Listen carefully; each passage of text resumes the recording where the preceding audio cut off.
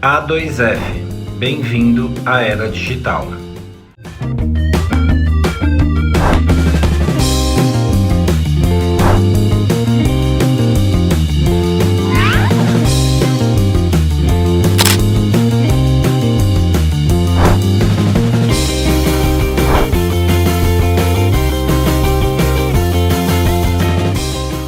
Oiê, bem-vindo ao programa Fala Caju, um programa que semanalmente traz para você tudo que existe de mais doce e gostoso nessa vida.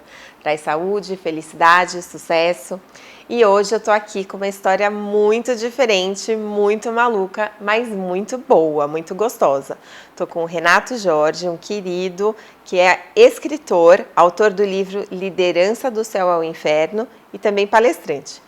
Renato, primeiro de tudo, obrigada por ter aceitado o meu convite e por estar aqui com a gente contando essa história, a zona que você passou, tudo que você viveu. Olá, Ju, eu que agradeço pela oportunidade, uma alegria muito grande estar aqui e poder compartilhar um pouco dessa história com você e com os seus espectadores. Tá joia!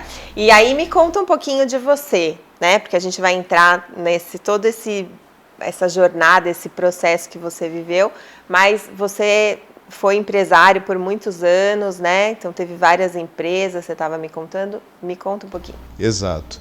Eu empreendi muito cedo, né? Comecei no mundo empresarial muito cedo, sempre adquiri, como nós estamos tratando um pouco sobre liderança, então eu sempre adquiri cargos de confiança nas empresas por onde eu passei, em vários segmentos da indústria e do comércio. Comecei a trabalhar com 16 anos de idade e com um pouco mais de 20 anos eu já tinha a minha empresa de consultoria em comércio exterior. Então foi uma trajetória muito intensa, mas muito edificante, um aprendizado muito grande, né? Eu trabalhei em vários segmentos, trabalhei em ramos de decoração, até constituir a minha empresa dentro da área de comércio internacional, que é a minha paixão, né? Trabalhar com o comércio exterior, visitar outros países, outros mercados, sempre foi a minha paixão. Então eu empreendi nisso muito cedo, né? Hoje a gente fala muito em empreendedorismo, mas eu aprendi a empreender muito cedo, inclusive fora do país, e foi uma trajetória incrível. Entendi. Para quem está em casa, gente, pode não parecer, mas esse senhor aqui tem 50 anos, vai fazer 50 anos, e quando você fala empreendeu muito cedo, é com 20, mais ou menos. Exatamente. Tá.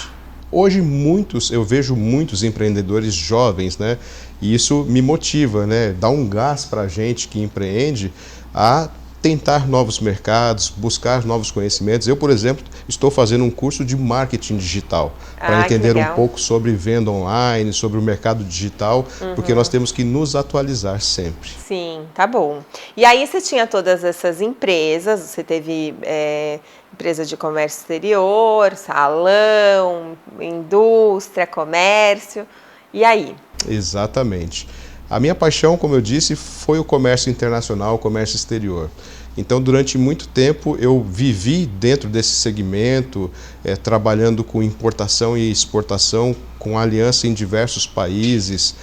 Para ter ideia, com um pouco mais de 20 anos, eu fiz a minha primeira viagem internacional para os Estados Unidos e ali foi estabelecida uma história de amor com aquele país, né? Eu fui, acho que mais de 500 vezes para os Estados Unidos. Olha. Depois de alguns anos tive empresa lá, então sempre fui muito bem recebido por aquele país e tenho um carinho muito grande por aquela nação.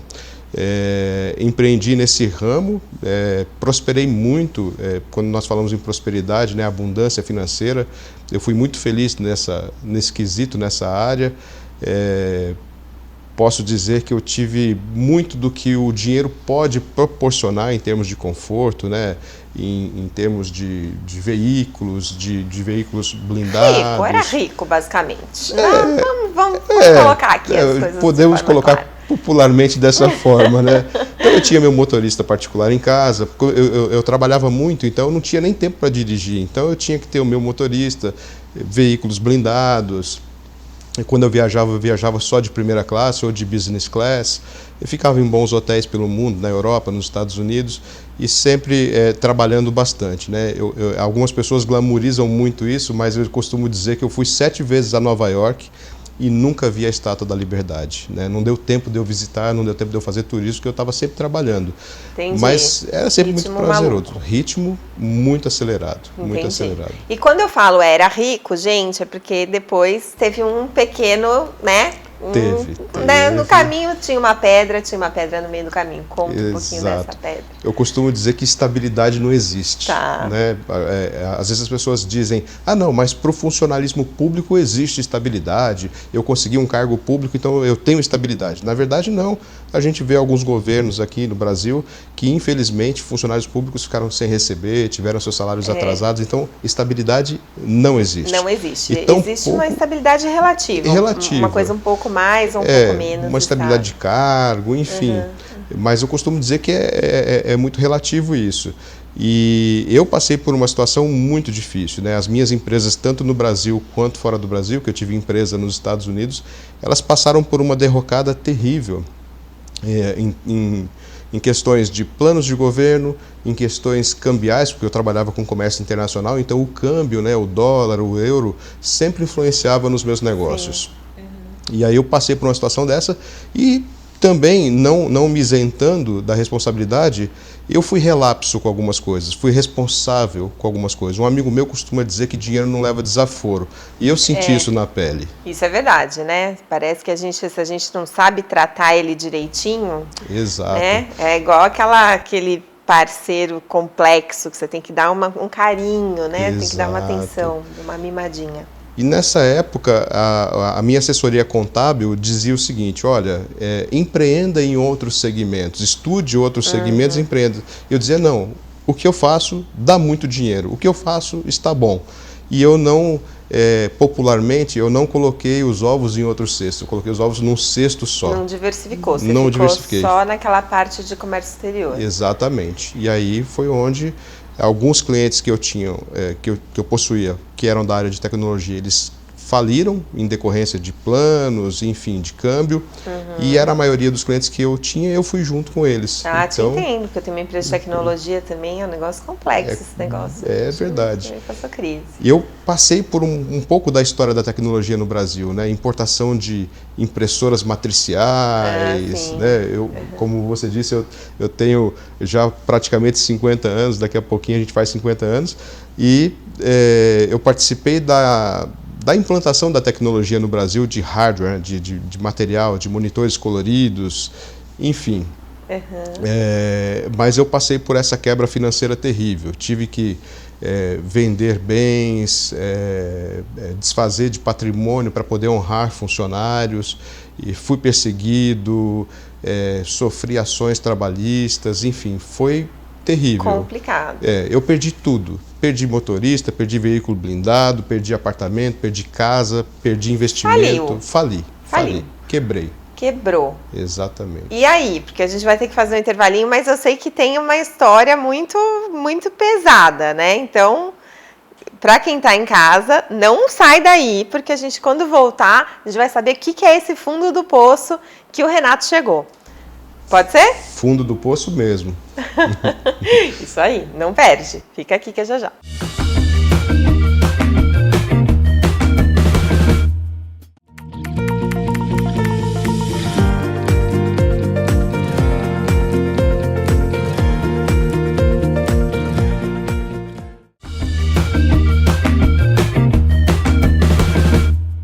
Voltamos aqui com o Renato Jorge, que está contando essa trajetória.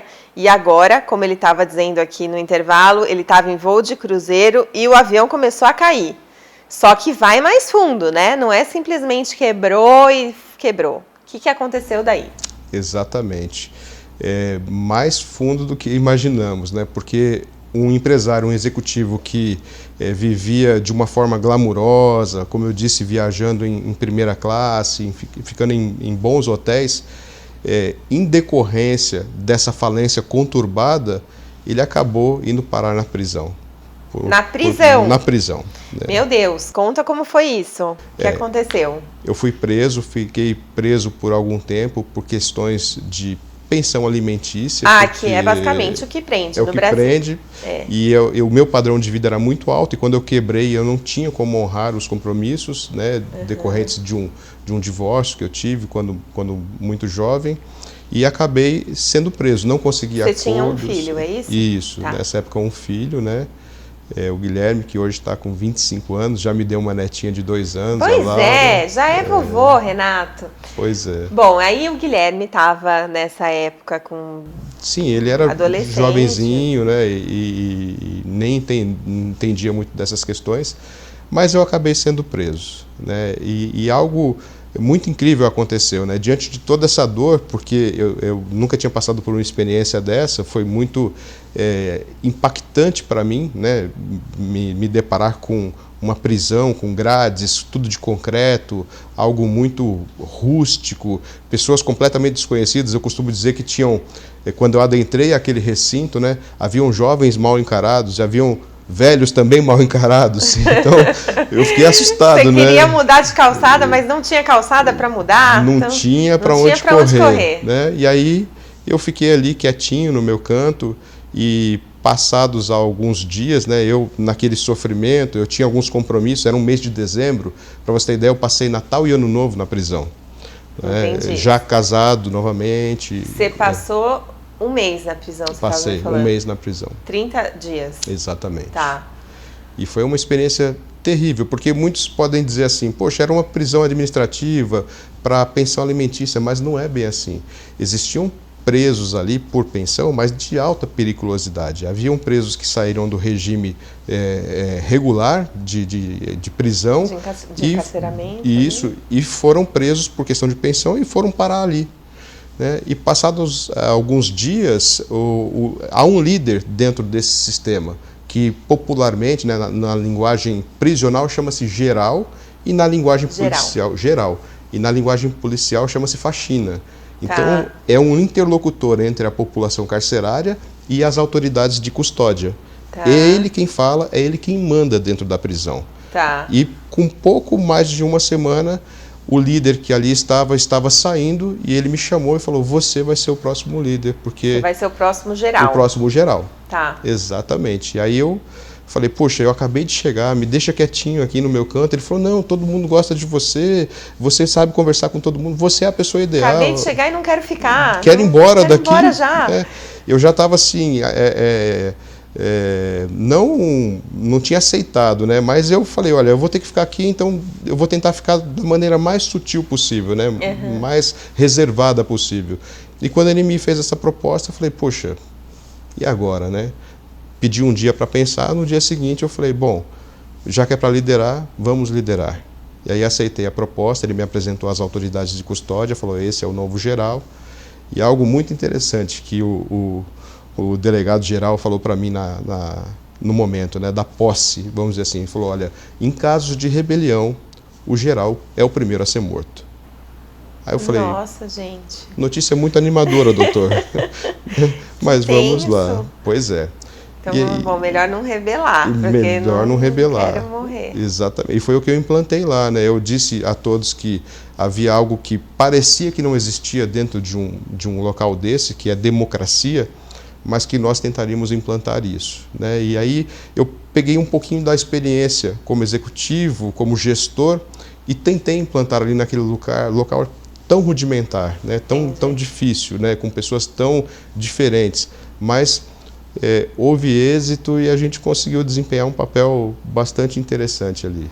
E como que é, Renato? Conta um pouco mais. Tem uma hierarquia? Quando você falou de tentar implantar alguma coisa de democracia, existem processos? Como... Essa é uma liderança assim, diferente. Eu tenho curiosidade de entender mais. Muito atípica e muito boa a sua pergunta, porque há realmente uma hierarquia, né? O geral, ele nomeia os seus ministros, né, os seus subordinados, seus diretores, né, que são chamados de disciplinas. Então, cada cela, que no sistema prisional é chamada de barraco ou de X, eles chamam de X, cada X tem o seu disciplina, cada cela tem o seu disciplina, o seu líder interno. Cada cela tem uma média de 15 a 20 presos, né, que dormem revezando entre beliches de concreto e no chão. E imagina eu que estava acostumado com colchões queen size, dormindo numa colchonete que dava para sentir o concreto nas costas, né? Nossa. Foi uma experiência terrível. Mas nomeei esses líderes, os disciplinas, e passei ali algumas regras, algumas determinações, e o que o líder realmente deve fazer, olha, se eu errar, nós erramos, se eu acertar, nós acertamos. Então, era um trabalho em conjunto, e eles entenderam isso, assimilaram esse conhecimento, e foi uma gestão, digamos assim, bastante exitosa. Tá. E aí, qual que é o seu objetivo principal sendo líder na cadeia, por exemplo, né? O que você pretende? Que tenha melhores condições para as pessoas, que elas se relacionem melhor? Qual era o seu ganho de resultado principal? Na minha esfera administrativa naquele local, eu tive que buscar qualidade de vida, né, dentro daquele período que estivéssemos ali.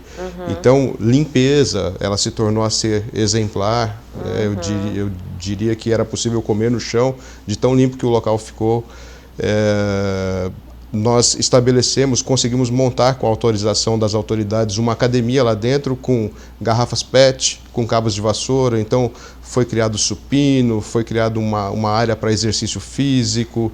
Eu criei jogos de tabuleiros, por exemplo, com capas de caderno e bolinhas de papel para fazer jogo de dama, para fazer jogos de tabuleiro, para poder passar o tempo durante aquele período, né? Tínhamos um momento também de comunhão, de oração. Enfim, houve um fortalecimento ali, muitos chegavam ali querendo se matar e a gente conseguia puxá-lo para uma realidade, para uma paz. Reintegração, inclusive, depois para a sociedade. Exato. Muito interessante. A gente vai ter que fazer mais um intervalinho, mas na volta eu quero saber, porque depois tudo isso acabou e você voltou a um período bem bom da vida, certo? E na volta eu quero te entregar um presente. Ah, tá joia. Não perde, que eu adoro ganhar presente, gente. Vocês já sabem, né? Fica aqui.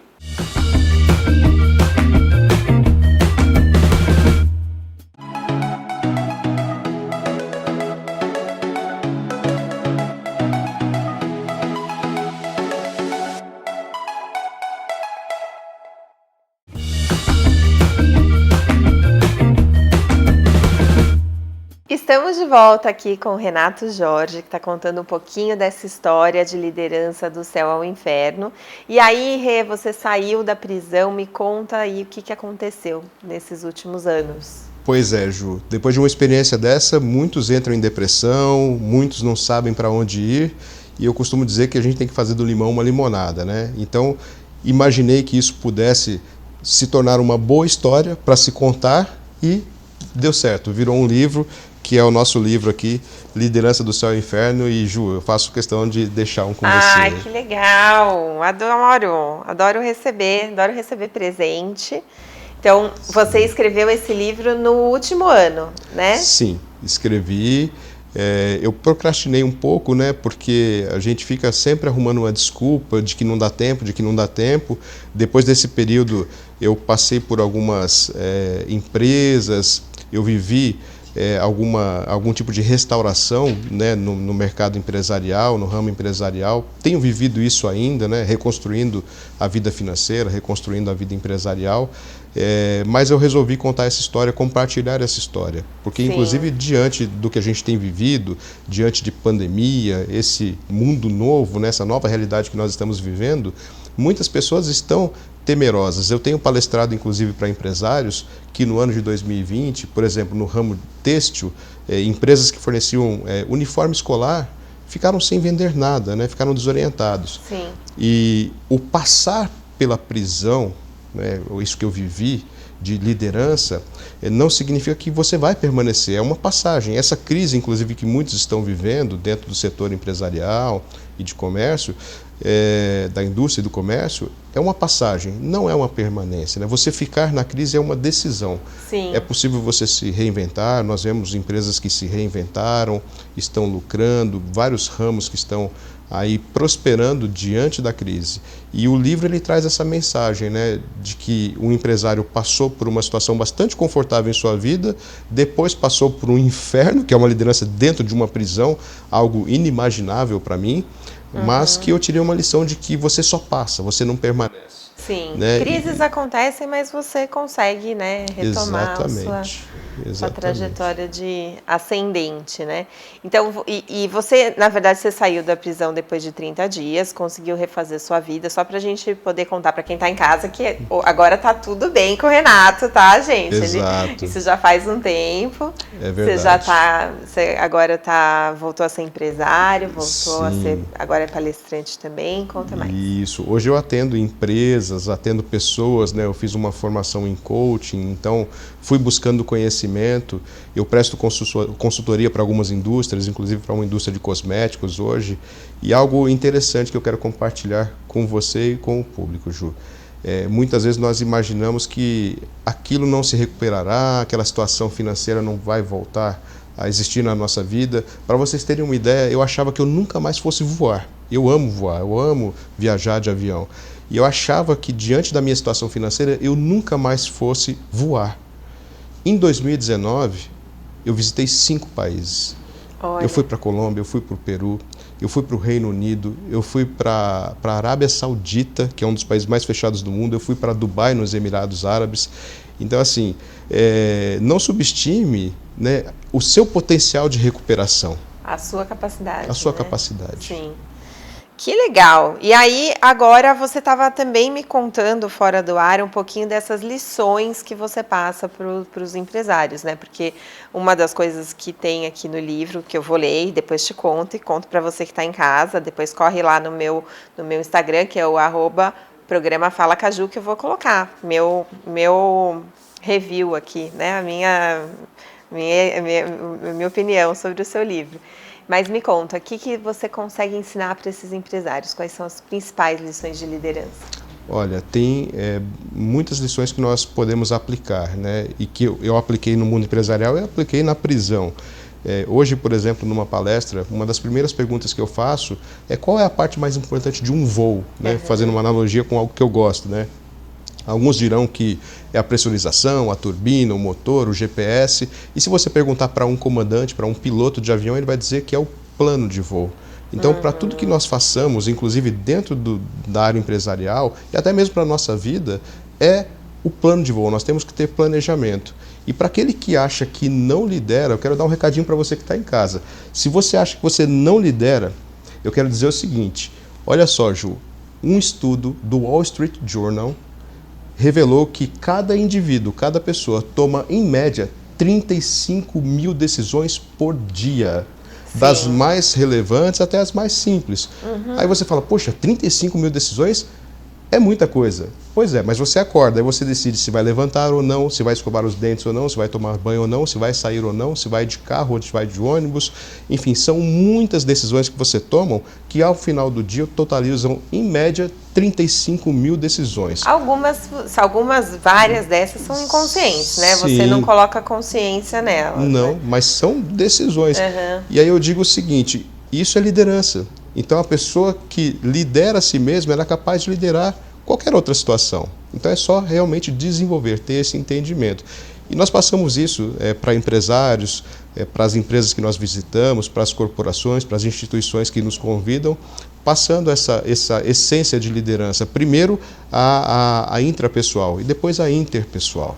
Sim, então essa intrapessoal, que é a primeira, é você aprender a tomar decisões melhores, é isso? Exatamente. Tá. Você aprender a tomar decisões melhores, saber que você é um líder de si mesmo, né? Não se desorientar diante de situações difíceis, diante de situações tensas, né? Manter a calma, a gente fala muito hoje da inteligência emocional, né? Então ter inteligência emocional para tomar atitudes. Entendi. E depois dessa, então, depois que você aprende a se autogerir ali, se autoliderar, também você conseguir ter um papel de liderança num grupo, seja você gestor formal ou não. É isso? Exatamente, exatamente. Você tendo essa base, você consegue desenvolver uma liderança eficaz, né? Um plano de voo. Você consegue, por exemplo, entender aquilo que muitas empresas, muitas corporações que têm, que é missão, visão, valores, né? Então você consegue entender e repassar isso para os seus liderados. Entendi. Perfeito. Então vamos lá, Rê. O livro tá em todos os marketplaces. A pessoa, se você quiser saber mais sobre essa história e ler o livro do Rê, você consegue comprar o livro nas melhores livrarias e marketplaces do Brasil. Sim. A gente vai ter que encerrar o programa, mas eu adorei. Antes de encerrar, queria que você deixasse um último recadinho para quem está em casa e está passando por um momento de crise, esse momento de crise mundial, como melhorar essa liderança. Pode ser? Sim, sim, claro. Um prazer poder participar desse programa. Agradeço muito pela oportunidade e aquilo que a Ju falou, está em todos os marketplaces, acessa lá, acessa o meu site renatojorge.com.br, tem um link lá para você adquirir também. E olha, uma dica para você, não desista, acredite na capacidade de você se reinventar. A crise, ela pode realmente permear o mundo como nós estamos vendo, mas ela não está dentro de você. Você é capaz de passar pela crise, mas permanecer nela é uma decisão. Obrigada, Rê, e obrigada para você que nos assistiu.